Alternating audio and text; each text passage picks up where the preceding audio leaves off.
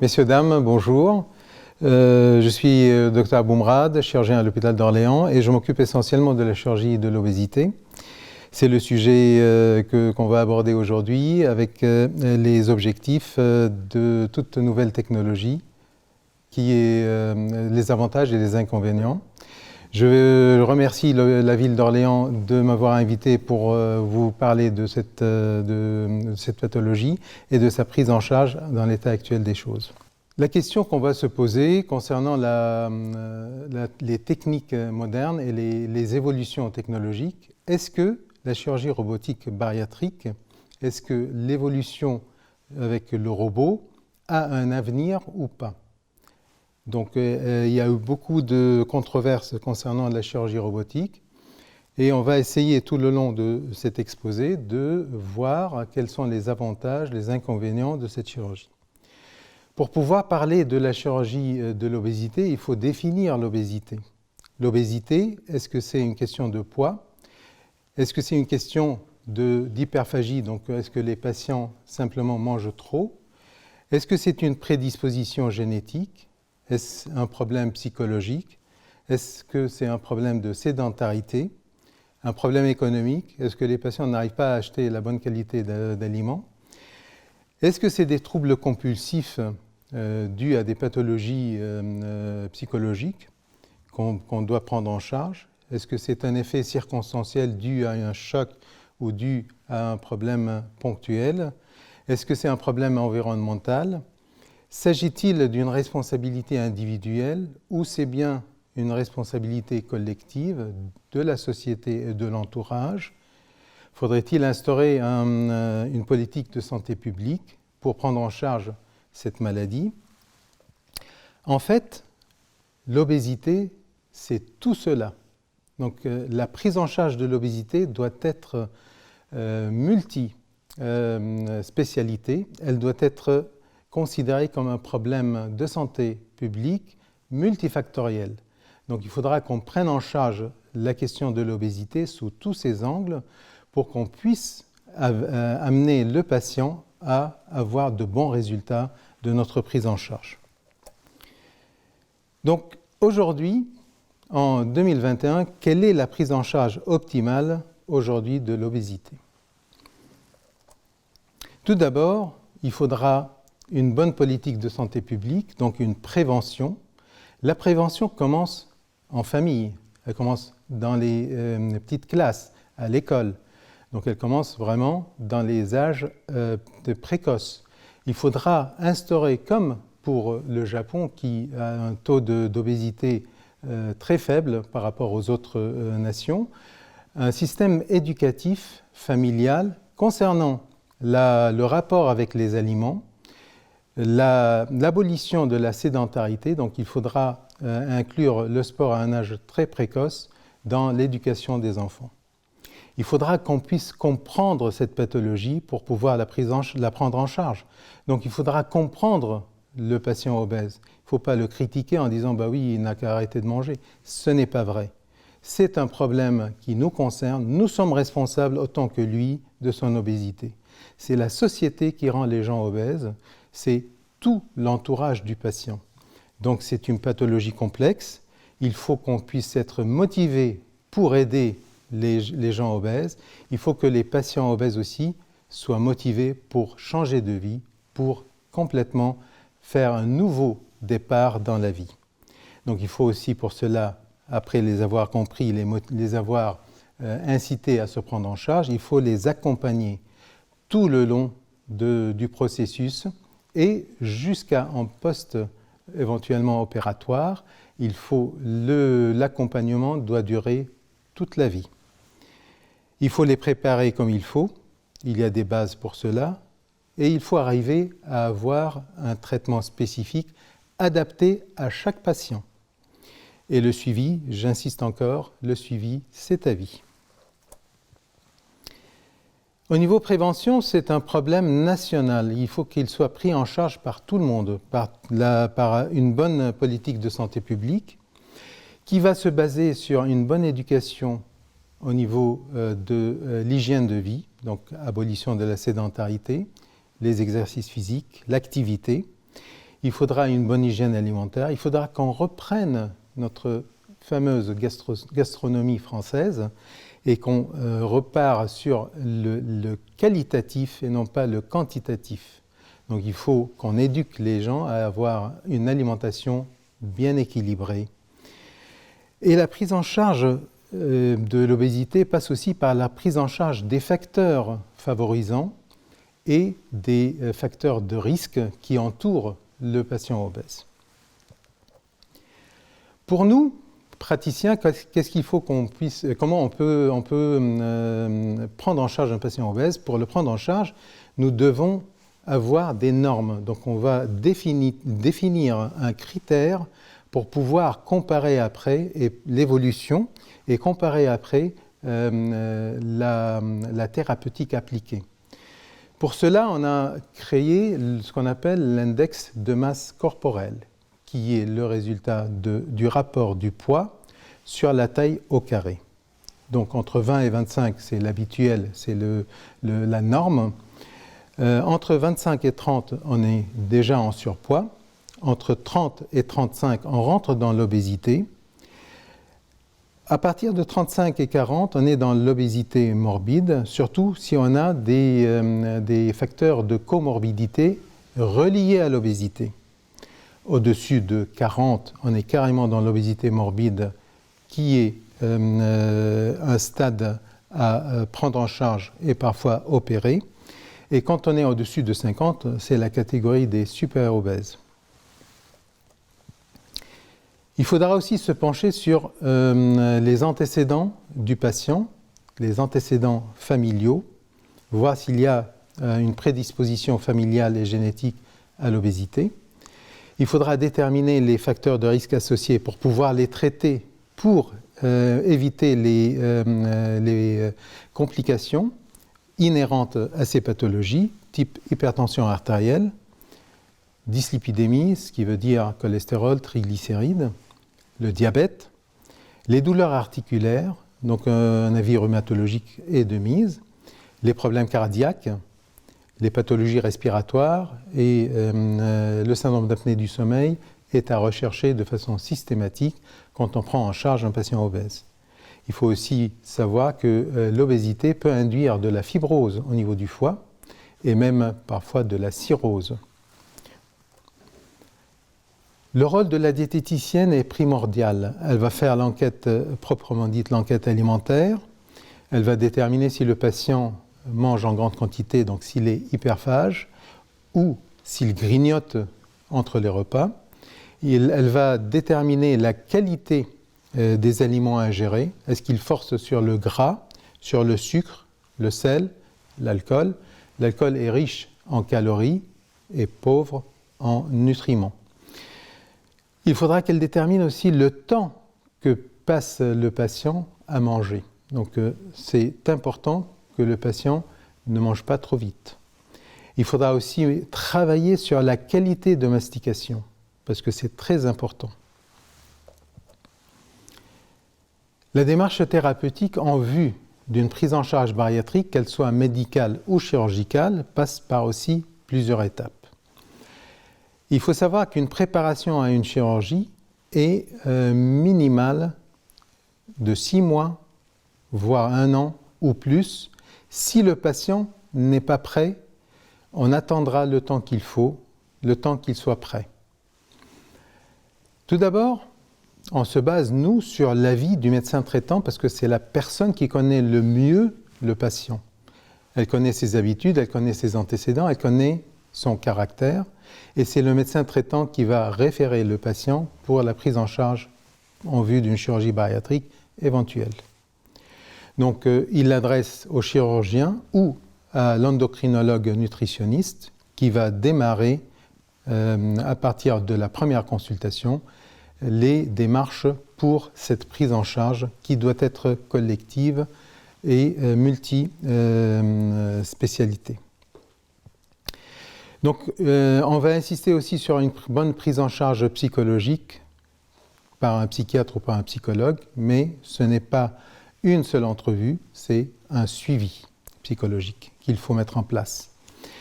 La diététicienne a un rôle primordial pour l'enquête alimentaire, la préparation du patient et pour le suivi post-opératoire.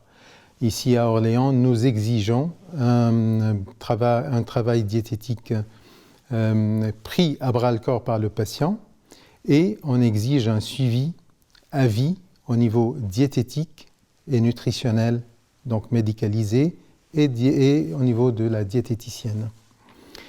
On fait aussi un bilan cardiologique complet pour déterminer les facteurs de risque éventuels et pour pouvoir déterminer les risques thromboemboliques inhérents à l'état du patient.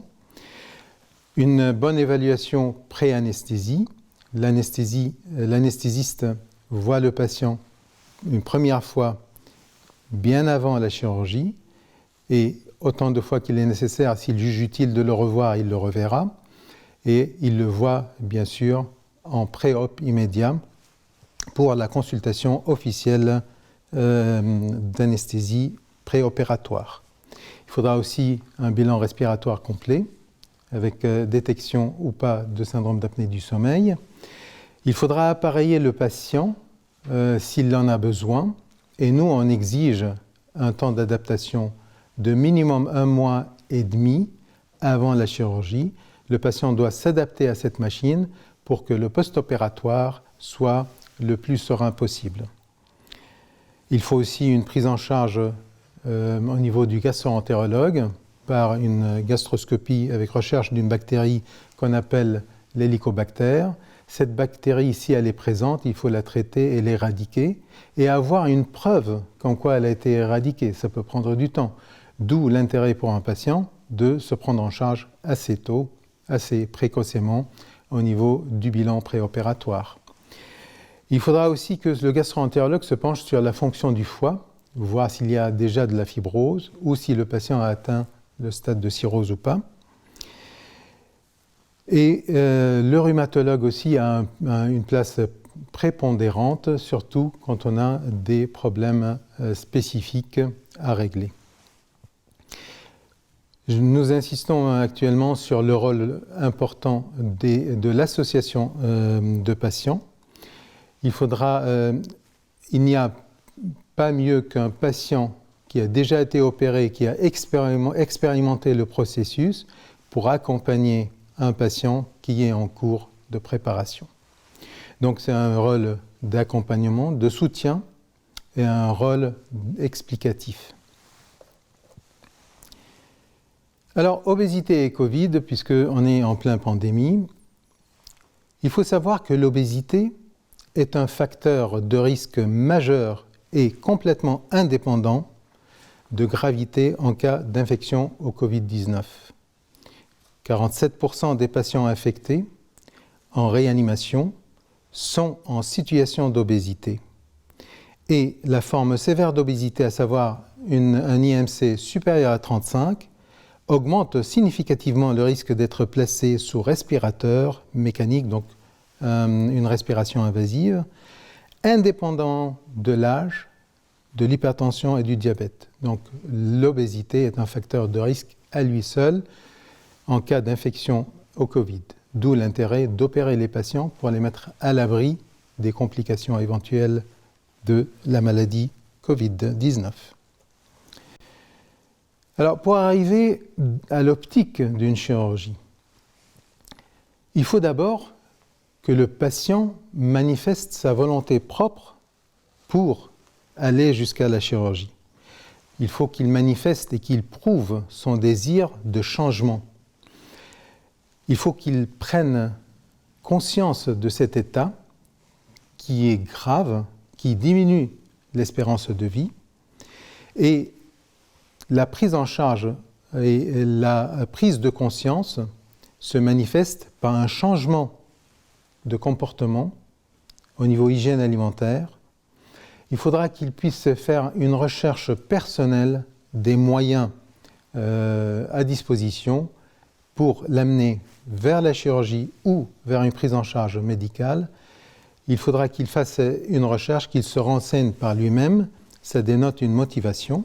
Il faudra qu'il instaure un début, dans le possible bien sûr, d'activité physique pour qu'il puisse le continuer si on arrive à la chirurgie.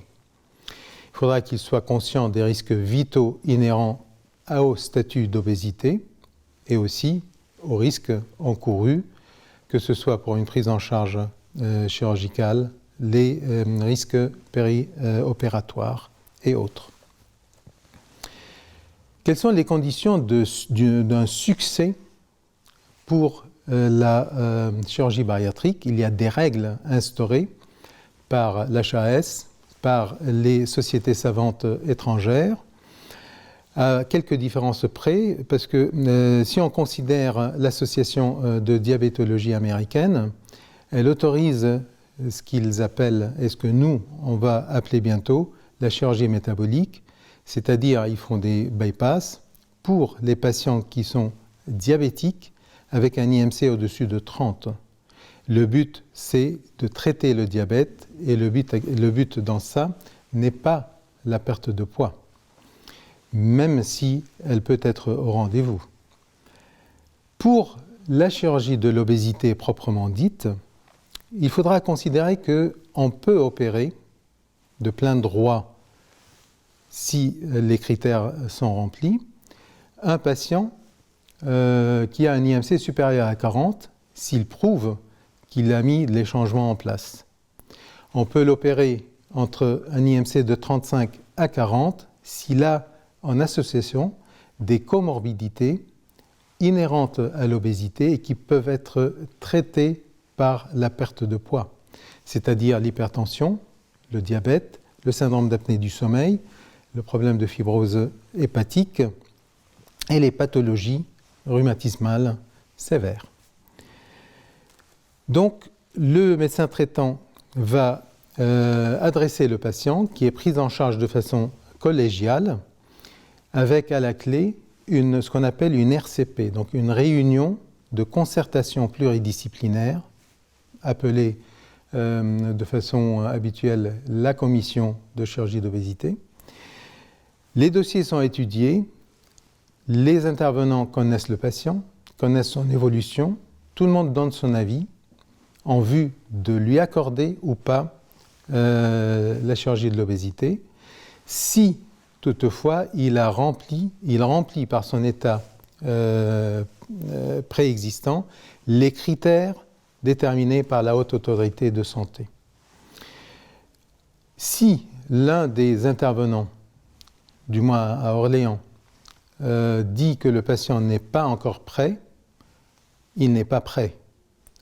On attend qu'il soit prêt et on exige au niveau de notre RCP l'unanimité pour déterminer l'opérabilité du patient. Il ne faudra pas oublier après toute chirurgie ou quand on prend en charge un patient obèse, la supplémentation nécessaire en vitamines et en fer. Et il faudra obtenir de ce patient un engagement pour qu'il se prenne en charge et qu'il se fasse suivre en post-opératoire à vie, un minimum, une consultation avec son endocrinologue nutritionniste et une fois par an avec sa diététicienne, bien sûr, au-delà de la première année. La première année, on détermine la fréquence selon laquelle on va le voir en consultation. Bien sûr, tout cela dépend de ses besoins. Donc, pour revenir à la technologie et l'évolution technologique, quel intérêt aujourd'hui pour une nouvelle technologie? Est-ce que, pour parler plus clairement du robot chirurgical, est-ce que le robot chirurgical, c'est un joujou coûteux qu'on en a fait cadeau aux chirurgiens? En fait, pour pouvoir répondre à la question de l'intérêt d'une nouvelle technologie, il faut qu'on reprenne l'histoire, parce qu'on apprend beaucoup de l'histoire, surtout de l'histoire chirurgicale. Il y a plusieurs années, bien longtemps, on avait la laparotomie pour opérer les patients. Donc on faisait des incisions. Et à un moment donné, il est arrivé la cœlioscopie. La cœlioscopie, c'est on met des trocars, des petits trocars à travers des petites incisions pour faire la même chose que la laparotomie, mais par des petites incisions. Il y a eu des détracteurs au départ de cette technologie en disant « ben non, ça n'a aucun avantage par rapport à la laparotomie. Avec la laparotomie, on voit mieux. Elle est trop coûteuse. Il n'y a aucun avantage. C'est une voie d'abord limitée. On a besoin d'une nouvelle courbe d'apprentissage, donc on a besoin de se remettre au travail, de se retrousser les manches et de se remettre à travailler. Le temps opératoire au départ, parce qu'on a manqué d'expérience, était trop long, puis ça s'est raccourci avec le temps, et les détracteurs disaient qu'il y avait une mortalité, une morbidité supplémentaire avec cette technique. Quand on fait le bilan actuellement, on voit que la cœlioscopie s'est imposée comme la référence chirurgicale dans pratiquement beaucoup de domaines, et si ce n'est pas tous les domaines. Puisqu'elle est mini-invasive, parce qu'à travers les petites incisions, on peut faire exactement la même chose qu'avec une laparotomie, donc on épargne aux patients les problèmes de parois. Donc une morbidité moindre. La technique chirurgicale, elle est standardisée, donc elle est reproductible, et elle est devenue peu coûteuse par le simple fait de diffuser cette technique sur un large spectre. On ne peut pas imaginer actuellement un chirurgien qui ne puisse pas opérer en cœlioscopie. Un jeune chirurgien en formation ne peut pas passer à côté de la cœlioscopie. La cœlioscopie en elle-même, elle est à la portée de tout chirurgien. Et elle comporte moins de morbidité qu'annoncé initialement. La cœlioscopie, donc, elle s'est imposée comme le gold standard, mais actuellement, elle a atteint ses limites. Plus on devient performant, plus on devient exigeant vis-à-vis des techniques. Donc elle a atteint ses limites. Elle a des points faibles. Il faut une courbe d'apprentissage qui, pour nous, actuellement, elle est considérée comme longue. Les instruments sont rigides, ils sont peu mobiles. On a des difficultés parfois à travailler dans certaines zones de l'abdomen, surtout chez les patients obèses, parce qu'il y a la paroi qui est beaucoup plus épaisse que pour une personne mince. Et donc, il y a une certaine pénibilité à travailler. Il y a des difficultés techniques dues à la rigidité de ces instruments. L'opérateur est debout, son aide aussi. Si l'opération se prolonge, donc on a plus de difficultés à opérer. Le chirurgien dépend de son aide qui tient la caméra. Donc si l'aide n'est pas expérimentée, le chirurgien doit s'arrêter pour recadrer la vision intra-abdominale et replacer la caméra dans le bon sens. Il y a aussi le fait de la rigidité des instruments qui, par ce fait, oblige à appuyer sur l'abdomen et peut engendrer en post-opératoire des douleurs pariétales qui peuvent être handicapantes et qui peuvent limiter le retour à une vie normale du patient. Est-ce qu'on a la possibilité d'améliorer la cœlioscopie ? Je pense qu'on a tout fait et puis les améliorations n'apportent rien de tangible actuellement. Comme dit Harari, la lumière électrique n'est pas venue de l'amélioration continuelle des bougies, ce qui est un fait. Donc une fois que la bougie ou la lumière de la bougie a atteint ses limites, il faut passer à autre chose. Donc il faut passer à une nouvelle technologie. Qu'est-ce que nous exigeons d'une nouvelle technologie ? On exige qu'elle améliore notre quotidien chirurgical, donc elle améliore la faisabilité, elle réduit les complications, elle raccourcit la courbe d'apprentissage, donc moins de complications. Il faut qu'elle puisse aider le chirurgien à augmenter ses performances chirurgicales. Il faut qu'elle évite les échecs. Ce que j'appelle l'échec, c'est le fait de partir pour faire un bypass. Vu les difficultés techniques, se rattraper sur une sleeve, ce qui n'est pas la même chose. Donc, ce n'est pas les mêmes indications. Donc, il faudra que cette nouvelle technologie puisse nous amener à ne pas avoir d'échecs. Et il faut bien sûr qu'elle ait à long terme les mêmes bons résultats qu'on a actuellement avec la cœlioscopie. Je parle au niveau de réduction pondérale. Comment on peut débuter un programme de chirurgie robotique ? Tout d'abord, il faut se former. Mais se former, on se forme sur des simulateurs. On a la technologie maintenant. On ne peut pas se permettre de se former sur du vivant. On peut se former sur des cadavres quand c'est possible. Et il faudra que l'équipe entière soit motivée pour passer à la nouvelle technologie. Parce que ce n'est pas le fait du chirurgien tout seul, c'est un travail d'équipe.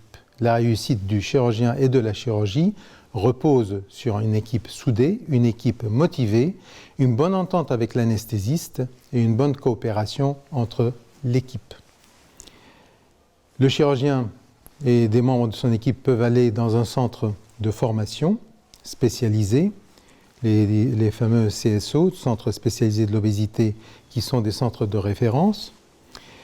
Il y a du compagnonnage, donc le chirurgien qui est expérimenté et rodé dans la chirurgie robotique, il prend en charge un chirurgien débutant, il lui montre ce qu'il sait faire, ça s'appelle les caisses d'observation, et il peut aller dans le centre du chirurgien qui débute le programme de chirurgie robotique pour l'aider à débuter ce programme. Le chirurgien, avec le robot chirurgical, il doit s'adapter à la fonctionnalité du robot. Donc il faut qu'il s'approprie les fonctionnalités de ce robot. C'est comme quand on passe d'une voiture à transmission manuelle vers une voiture à transmission automatique. C'est de l'évolution, mais il faut un temps d'adaptation. Une fois le chirurgien est adapté à la fonctionnalité du robot, il peut amener le robot dans le sens de la chirurgie qu'il veut exécuter. Quels sont en vrai les avantages de la chirurgie robotique? Elle est faisable, elle est reproductible, on peut standardiser les techniques, elle est sécurisante, on n'a pas plus de morbidité qu'avec la cœlioscopie. La courbe d'apprentissage est la moitié de celle de la chirurgie cœlioscopique. Donc un jeune chirurgien qui se met au robot, il évolue et devient autonome plus vite qu'un jeune chirurgien qui se met à la cœlioscopie. On a l'avantage d'une vision en 3 dimensions. Donc la navigation des instruments dans l'abdomen est facilitée. On a plus la notion de distance et de profondeur de champ opératoire. Elle est magnifiée, donc on voit les moindres détails. Et c'est un avantage non négligeable. Le chirurgien contrôle son champ opératoire. Il contrôle la caméra, donc il contrôle la visibilité, il sait où il va, et il amène la caméra là où il veut aller. Il est en contrôle de l'exposition du champ opératoire et c'est lui qui travaille, donc c'est lui qui fait la dissection. Donc il est en contrôle de toutes les étapes de la chirurgie. Il y a aussi le confort de l'équipe qui ne pèse pas avec la durée et donc on est plus performant quand on est à l'aise plutôt que quand on est fatigué et avec des tensions au niveau des épaules. On a besoin d'un seul aide sur le champ opératoire et on peut réduire les coûts du robot parce que comme toute technique, comme toute technologie, plus on en fait, moins elle coûte, plus elle est diffusée, moins elle est coûteuse. Actuellement, on peut arriver à peu près les mêmes coûts que la cœlioscopie avec le robot chirurgical. Le séjour hospitalier s'est transformé avec l'avenant du robot. Les patients restent à l'hôpital le minimum de temps nécessaire. On les opère, ils sortent le lendemain quand il n'y a pas de problème, de complications. Donc la reprise de l'autonomie, elle est impressionnante. Et ce qui nous a amené à revoir notre vision et notre approche du patient. Le patient, avant du moment de la cœlioscopie, on le prenait en charge d'une façon vraiment différente. Actuellement, on le regarde d'une autre façon et le patient devient notre partenaire dans sa démarche pour la chirurgie. Donc pour revenir à la technologie, améliorer la prise en charge des patients passe par de l'innovation, passe par de la motivation, passe par l'évolution au niveau de la technique chirurgicale et de la technologie qui permet cette évolution. Pour la prise en charge du patient, actuellement, comme on le considère comme un partenaire, au lieu de l'amener dans un lit vers le bloc opératoire, il va à pied. Il discute avec la personne qui l'accompagne. Donc il est autonome et il garde son estime de soi.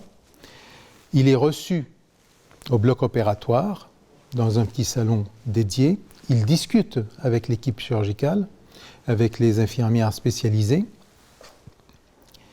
Il rentre de lui-même du salon dans la salle d'opération et il s'assoit de lui-même sur la table d'opération. Là, je vous montre comment on habille stérilement les bras du robot, parce que l'opération doit être gardée stérile. Donc, il y a des housses spécifiques qu'on met en place pour protéger les bras du robot et garder ce champ opératoire stérile. On appelle ça l'habillage du robot. Après, c'est une diapositive qui vous montre l'emplacement des trocars. Les trocars qui varient entre 8 mm et 12 mm selon les besoins. Et là, il y a une image du robot déployé. Je vous donne un aperçu global de la salle d'opération. Le chirurgien qui est assis sur une console, c'est comme un cockpit, il a la tête dans cette console pour pouvoir avoir cette vision en 3D et il contrôle le robot par des petites manettes. Il y a l'infirmière spécialisée ou l'aide opératoire sur le champ opératoire avec le patient, le robot déployé et un écran spécifique pour l'aide opératoire pour qu'elle ou qu'il puisse suivre les étapes de la chirurgie. Une petite vidéo pour vous montrer comment le chirurgien travaille sur la console. Donc une vision du haut. On peut voir les manettes, les maniements des manettes. Il y a des pédales parce que le chirurgien contrôle 4 bras au niveau du robot. Donc il faut qu'il puisse commander à tour de rôle l'un ou l'autre bras opérateur et il puisse contrôler en même temps l'optique. Donc il y a des pédales pour changer les commandes d'un bras à l'autre. Après, vous allez voir comment les petits gestes au niveau des manettes se transforment par la suite en gestes au niveau du robot et à l'intérieur de l'abdomen en de la dissection fine. Donc tout est sous contrôle, tout est précis, tout est bien étudié et actuellement cette chirurgie est standardisée. Qu'est-ce qu'on observe actuellement avec l'évolution de cette technologie et avec le rapport des patients vis-à-vis de cette technologie? On a observé qu'on opère plus facilement et de mieux en mieux les patients qui sont dans la catégorie super-obèse. Donc on a de plus en plus de patients super-obèses qui viennent demandeurs de cette technologie. De plus en plus de patients jeunes, parce que les jeunes baignent dans la technologie, et donc la chirurgie robotique n'est pas quelque chose de répulsif. Donc au contraire, ils sont demandeurs. On a constaté aussi la diminution drastique de la durée moyenne de séjour à l'hôpital, avec une absence de surmorbidité et de très bons résultats en termes de perte pondérale à long terme. Donc les objectifs d'une nouvelle technologie sont atteints avec ce robot chirurgical. Au CHR, nous avons évolué. Donc, on est actuellement capable de faire 4 procédures de bypass en une journée opératoire. Je diffuse cette intervention un peu partout en France, un peu partout en Europe. Il y a des chirurgiens qui viennent pour apprendre la technique. Je vais chez eux pour les aider à lancer leur programme de chirurgie robotique. Nous sommes devenus un centre de référence national et international, ce qu'on appelle un épicentre. Nous avons, depuis 2014 jusqu'à présent, plus de 580 cas opérés en chirurgie robotique bariatrique. Les coûts actuels du fonctionnement du robot par opération sont pratiquement très proches de ceux de la cœlioscopie. Nous utilisons une technique dite full robotique. Même l'agrafage, au jour d'aujourd'hui, est fait par le robot lui-même. Nous avons 2 unités de chirurgie robotique, donc 2 consoles, 2 robots opérationnels. C'est les robots DaVinci Xi qui sont les robots de dernière génération. Donc pour répondre à la question qu'on s'est posée initialement, est-ce que la chirurgie robotique a un avenir? Ma réponse, c'est la chirurgie robotique, c'est l'avenir. Je vous remercie de votre attention. Donc maintenant, pour passer aux questions qui m'ont été posées, j'ai une question, mon assurance va-t-elle couvrir mon opération de chirurgie robotique? L'administration du CHR d'Orléans et nous avons pris la décision de ne pas faire payer de différence aux patients. C'est l'hôpital qui prend en charge la différence. Nous, on essaye de réduire les coûts au maximum en n'utilisant pas de matériel trop coûteux inutilement, mais le patient n'a à sa charge aucune différence, que ce soit au niveau de l'hôpital ou au niveau de l'acte chirurgical lui-même. Donc tout est pris en charge. Il y a bien sûr l'accord préalable auprès de la sécurité sociale qu'on demande au moment où on programme l'intervention, mais le patient en lui-même ne paye rien, ni au chirurgien, ni à l'hôpital. Pour la deuxième question, quels sont les risques de la chirurgie bariatrique? Il faut savoir que même simplifié au maximum, même avec des suites opératoires simplissimes, la chirurgie de l'obésité reste une chirurgie majeure qui s'adresse à des patients qui comportent des risques, des facteurs de risque. L'obésité en lui-même, les problèmes d'hypertension, les problèmes cardiaques, les problèmes de diabète. Donc, un patient opéré en chirurgie bariatrique peut avoir des suites extrêmement simples et avoir l'impression de ne pas avoir été opéré, mais le moindre souci peut se transformer en une complication gravissime parce que le patient obèse ne se défend pas au même niveau qu'un patient mince. Il y a tout le poids de l'obésité et des facteurs de risque qui entourent l'obésité qui vient peser sur la balance. On fait, nous, le maximum pour que l'intervention se passe dans les meilleures conditions possibles. Les aléas de l'être humain, parce qu'on n'est pas tous faits pareil, fait que tout chirurgien, toute opération bariatrique peut comporter des risques. Est-ce vrai que nos envies type sucrerie diminuent, voire disparaissent? Alors, il faut savoir que la chirurgie de l'obésité, c'est une éducation au départ, une préparation par l'éducation. C'est pour ça qu'on prend notre temps pour préparer les patients pendant 6 mois minimum, voire plus, 1 an peut-être, plus si besoin, pour qu'ils transforment et adaptent leur envie à l'hygiène alimentaire demandée. On ne peut pas garantir que les envies de sucre, les fringales, les pulsions disparaissent. On ne peut pas le garantir. On fait la même opération à tous les patients, parce que c'est une intervention standardisée, mais les patients ne réagissent pas à l'intervention de la même façon. Il y a des gens qui n'ont plus d'envie, il y a des gens qui n'ont plus faim, il y a des gens qui n'ont même plus le plaisir de manger, Mais il y en a d'autres qui gardent les fringales, où les fringales peuvent revenir après, les pulsions et les envies de sucre peuvent revenir s'il y a un relâchement du patient. C'est pour ça que nous, au niveau prise en charge, on insiste pour le suivi et le suivi à vie, donc à long terme.